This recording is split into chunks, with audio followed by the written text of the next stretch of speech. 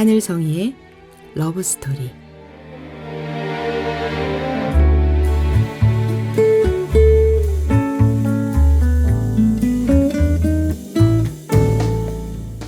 안녕하세요. 말씀과 찬양으로 사랑을 이야기하는 시간, 하늘성이의 러브스토리입니다. 저는 찬양하는 사람 하늘성입니다. 이 묵상은 복음충신교회 조용호 목사님의 매일 성경 말씀 묵상을 바탕으로 저희 묵상을 함께 나누고 있습니다.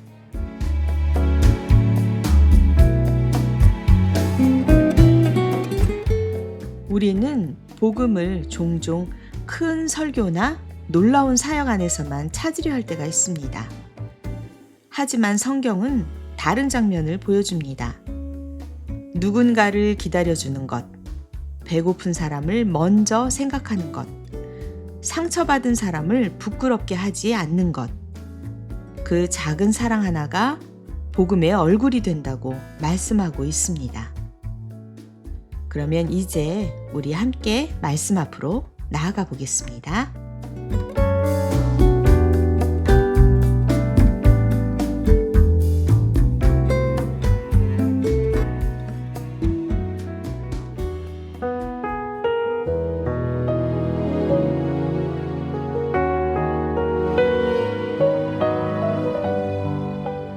오늘은 고린도전서 11장 17절에서 34절 말씀.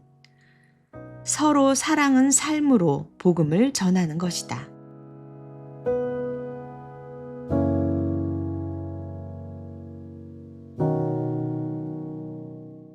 다음에 지시하려는 일에 대해서는 나는 여러분을 칭찬할 수 없습니다. 그것은 여러분이 모여서 하는 일이 유익이 되기보다는 오히려 해가 되기 때문입니다. 첫째로, 여러분이 교회에 모일 때에 여러분 가운데 분열이 있다는 말이 들리는데 그것이 어느 정도는 사실이라고 믿습니다. 하기야 여러분 가운데서 바르게 사는 사람들이 환히 드러나려면 여러분 가운데 파당도 있어야 할 것입니다.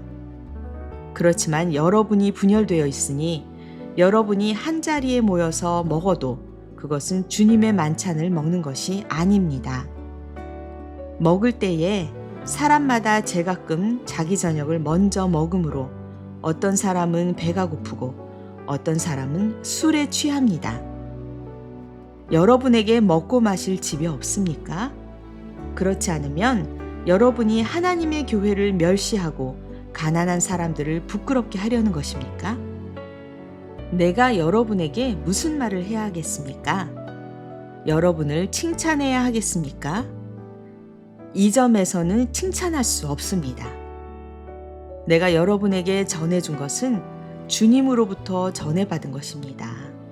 곧 주 예수께서 잡히시던 밤에 빵을 들어서 감사를 드리신 다음에 떼시고 말씀하셨습니다.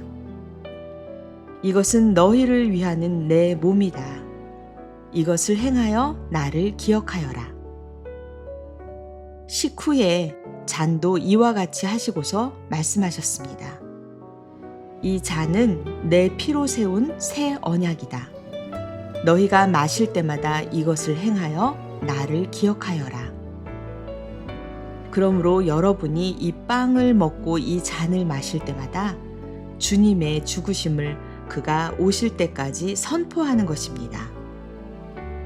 그러므로 누구든지 합당하지 않게 주님의 빵을 먹거나 주님의 잔을 마시는 사람은 주님의 몸과 피를 범하는 죄를 짓는 것입니다. 그러니 각 사람은 자기를 살펴야 합니다.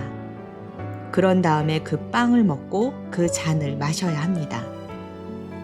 몸을 분별함이 없이 먹고 마시는 사람은 자기에게 내릴 심판을 먹고 마시는 것입니다.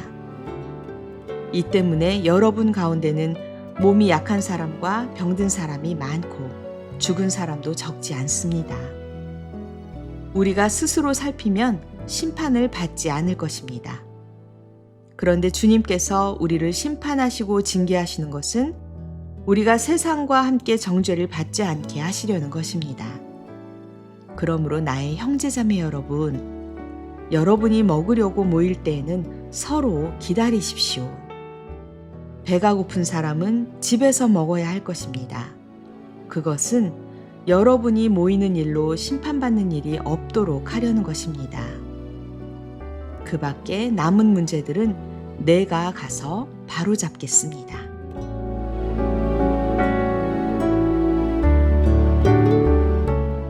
오늘 본문은 성찬에 대한 말씀입니다. 그런데 바울이 책망한 것은 예배 형식이 아니었습니다. 사람들이 함께 모였지만 서로를 사랑하지 않았다는 것이었습니다. 누군가는 먼저 먹고 누군가는 배가 고팠습니다. 누군가는 풍족했고 누군가는 부끄러웠습니다. 같은 떡을 떼면서도 이들의 마음은 하나가 아니었습니다. 그래서 바울은 이렇게 말합니다. 그것은 주님의 만찬이 아니다. 어찌 보면 냉철하고 무섭게 들려지는 말씀 같습니다.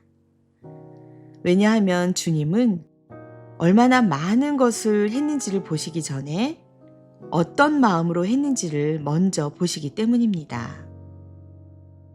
우리는 기도도 하고 예배도 드리고 봉사도 합니다. 그런데 가까운 사람을 기다려주지 못하고 나와 조금 다른 사람을 판단하고 연약한 사람을 무시한다면 그 순간 복음은 말이 아니라 소음이 됩니다. 예수님은 우리를 위해 자신의 몸을 떼어주셨습니다. 주님의 식탁은 경쟁의 자리가 아니라 나눔의 자리였습니다. 내가 먼저 먹는 곳이 아니라 함께 먹는 자리였습니다. 성육신은 하나님께서 우리처럼 되어주신 사랑입니다. 그러므로 서로 사랑한다는 것은 착한 사람이 되는 일이 아니라 예수님을 닮아가는 일입니다. 오늘 내 옆에 있는 사람을 기다려주는 것, 한 번 더 들어주는 것, 조금 덜 주장하고 조금 더 품어주는 것, 그것이 삶으로 복음을 전하는 길입니다.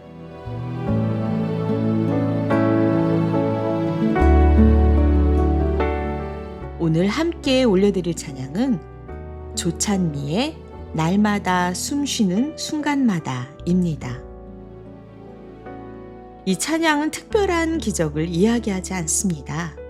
다만 숨쉬는 매 순간 주님이 돌보고 계신다는 고백입니다. 기쁨, 수고, 아픔, 평화, 이 모든 것이 모두 주님의 손 안에 있다는 믿음입니다. 그 은혜를 기억하며 함께 찬양하면 좋겠습니다.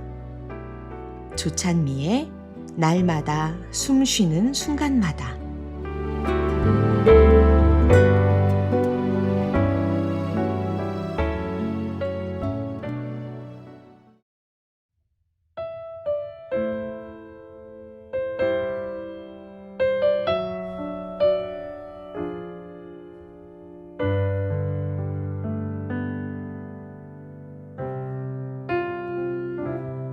날마다 숨쉬는 순간마다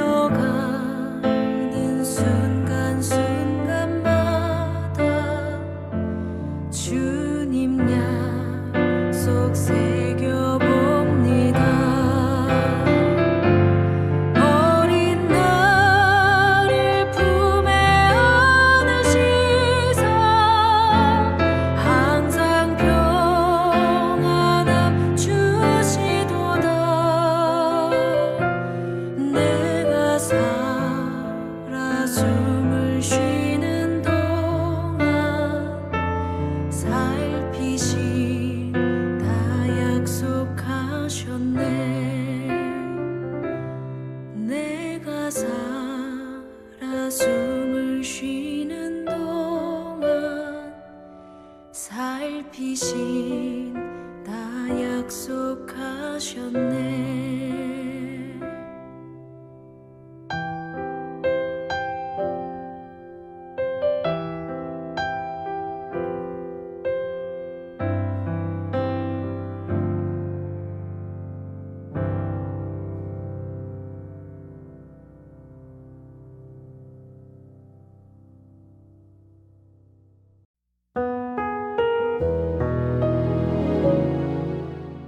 내가 살아 숨을 쉬는 동안 살피신다 약속하셨네. 이 가사가 마음에 남습니다. 주님은 우리를 이렇게 돌보십니다. 그런데 놀라운 것은 그 돌보심을 교회를 통해 흘려보내신다는 것입니다. 누군가의 따뜻한 인사, 기도 한 줄, 식사 한 끼, 기다려주는 마음. 그 모든 것이 주님의 손길이 됩니다. 오늘 말씀 마지막 구절처럼 서로 기다리십시오. 기다려주는 것은 사랑입니다. 사랑은 복음입니다. 그리고 그 복음은 삶으로 증명됩니다. 오늘도 누군가에게 주님의 식탁 같은 사람이 되면 좋겠습니다.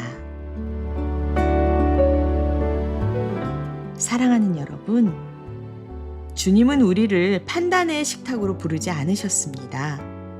은혜의 식탁으로 부르셨습니다.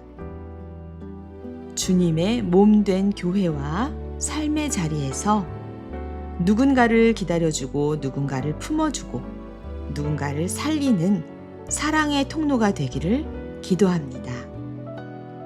작은 사랑 하나가 한 사람의 하루를 살리고 한 공동체를 세우며 복음을 보이게 합니다.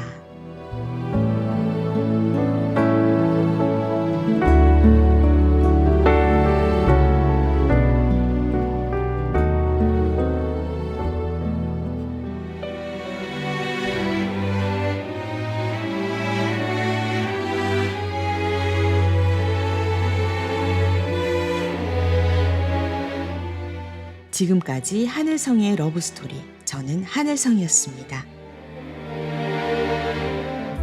다음 시간에 또 뵐게요.